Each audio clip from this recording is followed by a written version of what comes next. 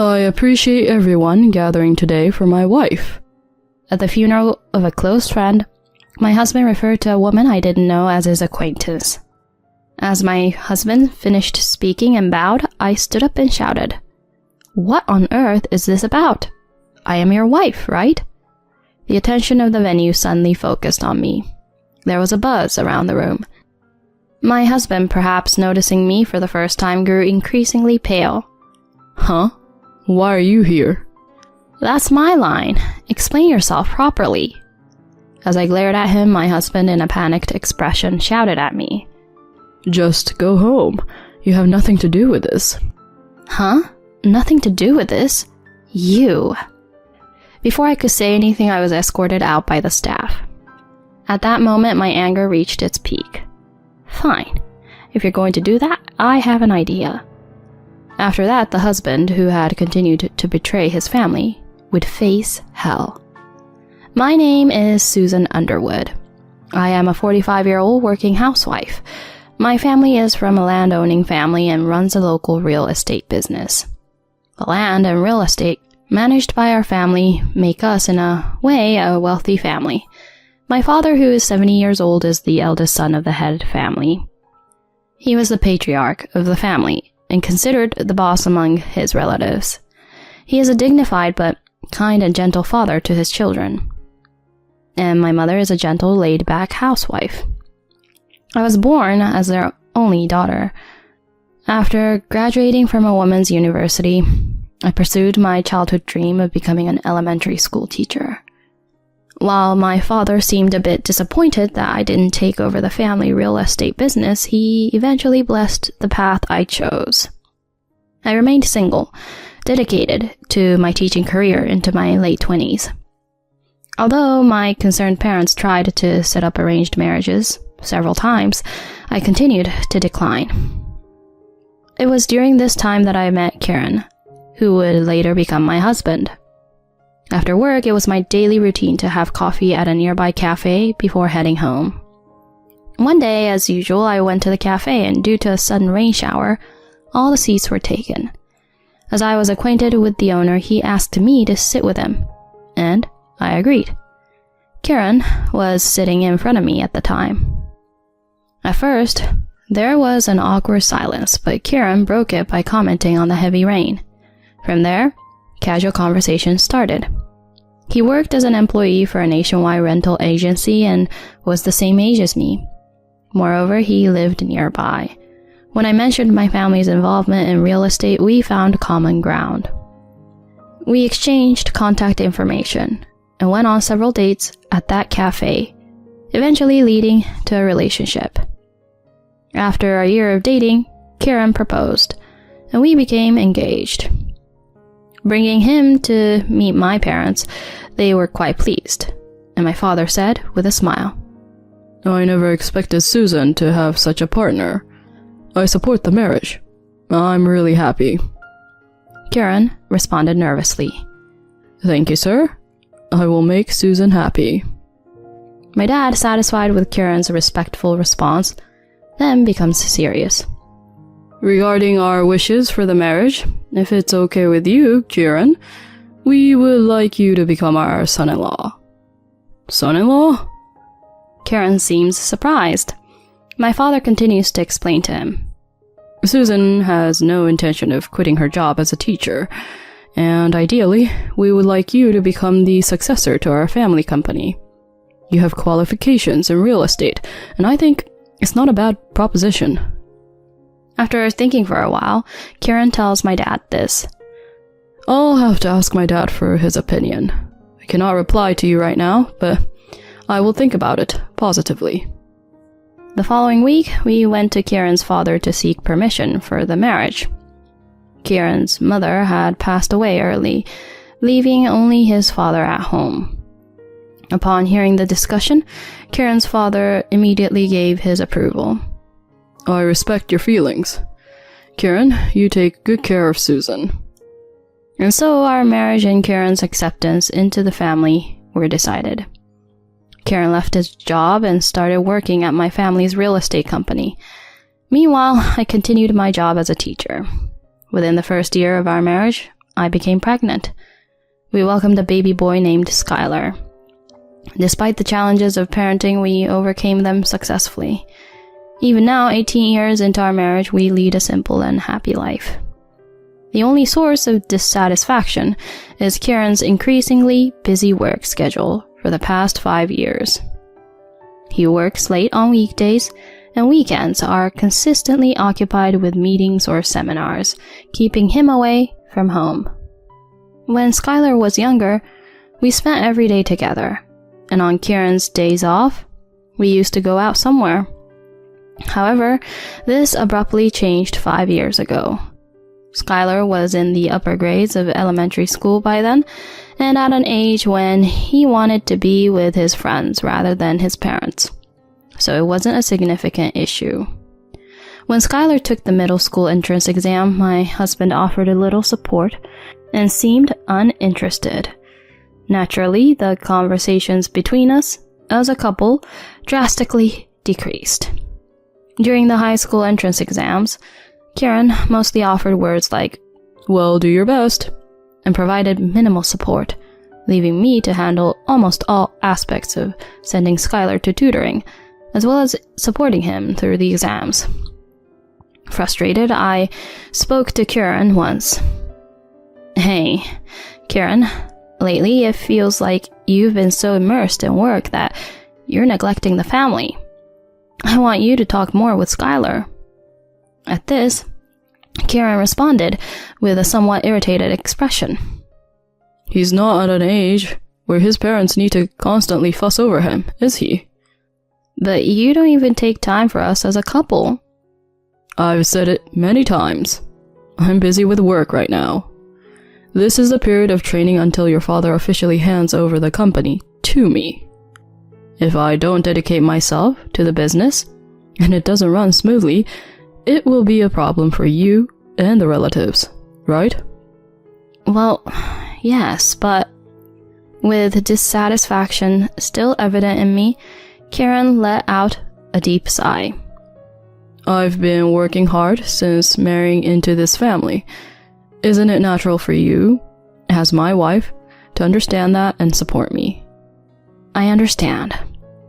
My father still operates the real estate company as the president. Kieran has become an executive, supporting my father and learning the business in the process." With the sense of indebtedness from requesting him to marry into the family, I couldn't press Kieran further. One day, amid such a life, I received a message on my phone, and the sender was Kayla, my friend from college. We were close friends since our university days, both aspiring to become teachers. Even after becoming teachers, we often dined together, and she attended my wedding, showing affection for Skylar. However, due to our busy schedules and my focus on Skylar's exams, we hadn't met for a while. I wonder what happened to Kayla. Since we haven't seen each other for a while, maybe she's inviting me for tea? While thinking about such things, I opened my phone and was so surprised that my eyes widened. It turned out to be a notice of Kayla's passing sent by her mother. "My daughter Kayla peacefully passed away after a year-long battle with illness." Despite feeling dizzy from that message, I called Kayla's number. Kayla's mother answered the phone immediately. According to her mother, Kayla had been battling cancer for a year. However, it was in vain, and she passed away yesterday. "That girl, Kayla, hadn't talked to you, Susan, about her illness. Perhaps she didn't want to burden you. She wasn't married, and if possible, I'd like to invite her friends to the funeral." Kayla's mother told me in tears, to which I replied in a tearful voice, "Of course." As it was mentioned that it was already too late for the wake, I decided to attend the farewell ceremony the next day. I reached out to friends from our school days and, feeling somewhat dazed, took out mourning clothes. "Kayla, why didn't she tell me? I can't believe I won't see Kayla again."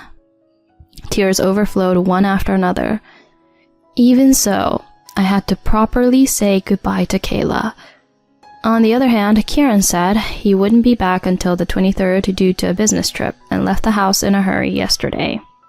Although I tried contacting my husband, he didn't answer the phone. I left a message saying I'm going to a friend's funeral, but he still hasn't read it. However, it's not the right time for that now. I went to sleep quietly, shedding tears for Kayla. The next day, I headed to Kayla's funeral venue.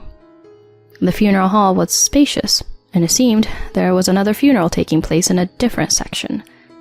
I approached the reception with Kayla's name, expressed my condolences, and entered the venue. When I saw the figure of my best friend inside, tears couldn't be stopped. The ceremony concluded smoothly, and I bid farewell to Kayla for the last time.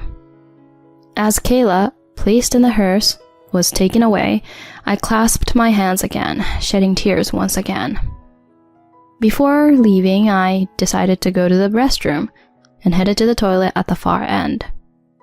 On the day, I caught a glimpse of the adjacent funeral hall. Huh? I inadvertently let out a gasp. Standing in front of the altar, bowing to the attendees, was none other than my husband, Kieran. Is this someone else's funeral?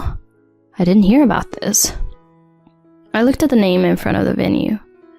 There it was, Samantha Kane. A name I didn't know.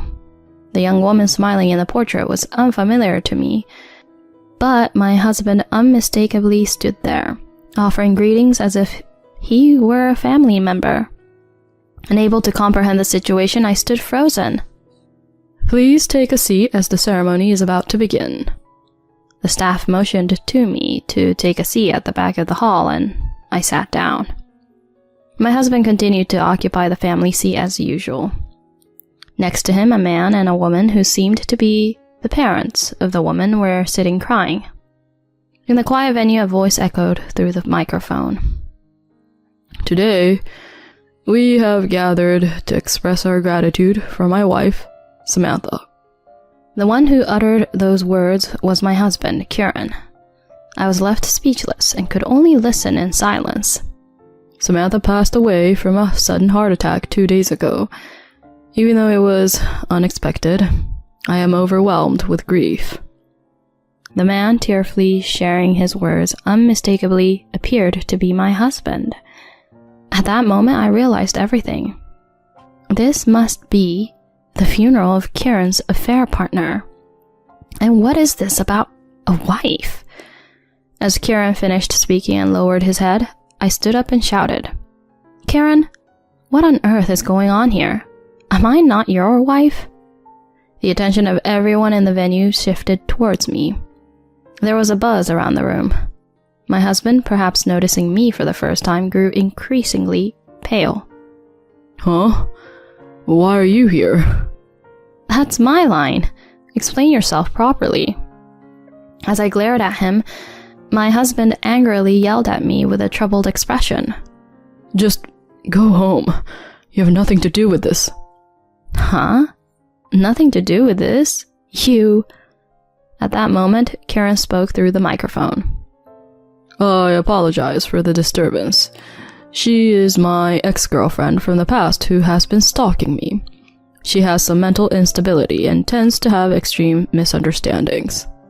What? I never thought she would appear at my wife's funeral. We will have her removed immediately, so please, rest assured. Staff, please. Before I could say anything, I was grabbed by the staff on both sides and dragged outside. The door closed in front of me, and a sense of despair overwhelmed me. At that moment, my anger reached its peak. Betraying the family without a proper explanation, treating me like a stalker, and kicking me out. What on earth was he thinking? Fine, if that's the way it is, I have my own plans. 1 hour later, I stood with my arms crossed at the top back entrance, waiting for the right moment. The door opened, and the coffin was placed in the hearse. Kieran, crying, tried to get into the passenger seat of the hearse. I immediately rushed out and grabbed his arm. Huh? Are you still here? Kieran wore a look of shock. and the surrounding mourners also looked at me with confusion. Enough already. Explain properly in front of these people. Huh? I told you, you're my stalker ex-girlfriend. Steph, get this woman out of here quickly. At that moment, a low voice echoed. Who's the ex-girlfriend stalker here? Huh? Dad? Kieran turned pale rapidly. Behind me were my parents, father-in-law, and many relatives, all glaring at him with crossed arms. What the hell is this? You, who is supposed to be my husband, have been reported as the husband of a stranger. So I gathered everyone here to make the announcement. To all the relatives, too. Skylar is at school, by the way. Kieran finally seemed to give in, slumping to the ground. An elderly woman in mourning attire, likely Samantha's mother, confronted him. Hey, Kieran, you're Samantha's husband, right? What is going on here? The funeral attendees became unsettled, creating a commotion. You're Samantha's mother, aren't you? Would you mind having a conversation? I approached her and suggested we stop the hearse to talk inside the hall, surrounded by a large extended family, his father, and my parents. Kieran was completely dwarfed and trembling. Ignoring Kieran, I explained the situation to Samantha's parents. Kieran and I got married 18 years ago and have a 16-year-old son. At that point, Samantha's parents began to speak as if abruptly leaving their seats. Kieran and Samantha got married 4 years ago. It seemed their relationship started when Samantha, a bookstore clerk, was approached by Kieran, a regular customer. When he expressed a desire to marry her, she initially opposed it, citing their age difference. However, upon realizing the genuine love between them, she eventually gave her approval. Due to Kieran's busy work schedule and frequent business trips, they could only meet on weekends, but Samantha appeared happy, until she passed away due to a heart attack the day before yesterday. Having heard everything, I glared at Kieran. How about you confess with your own words soon? Kieran finally resigned himself. He confessed to hiding his marital status and having been in a relationship with Samantha for 5 years. However, he didn't want to relinquish his position as the heir to the real estate company, so he led a double life. I'm truly sorry, but this was just an affair. Please, forgive me. Kieran, on his knees, bowed deeply to my relatives. A figure approached him, my enraged father. What a foolish son. What have you done? With all his might, my father shoved Kieran, sending both him and the chair flying. Dad, why? My father, with a stern expression, spoke coldly to the stunned Kieran. I can't let someone like you inherit our company. Susan, what about you? Divorce is a given, Dad. Huh? Divorce? Not inheriting the company either. What? As Kieran began to panic, I said to him with a decisive tone, What have you done to Samantha and me? A supposedly honest man like you can go to hell. I don't want to see this scumbag face of yours. Condemned by a multitude of people, Kieran sat there like an empty shell. Later, Kieran and I got divorced. With the help of a lawyer, I successfully obtained alimony for the affair and child support. Kieran was also estranged from my father, who refused to acknowledge him as the heir to the real estate company. Facing lawsuits from Samantha's parents, he fell into a messy legal battle. Kieran lost everything: his home, his family, and his livelihood. He seems to have rolled into a difficult phase of life, working tirelessly like a workhorse for alimony and child support. Even hearing this, I feel no sympathy at all. I can only hope that Samantha's parents receive the fullest possible restitution. I, on the other hand, am back at home with my son Skylar and living a peaceful life. My father, who seemed downcast after losing his successor, appears to have regained motivation after Skylar encouraged him, saying, Once I graduate from college, I'll take over. My father is currently saying things like, I need to stay healthy until then. I look forward to Skylar's growth and a brighter life ahead.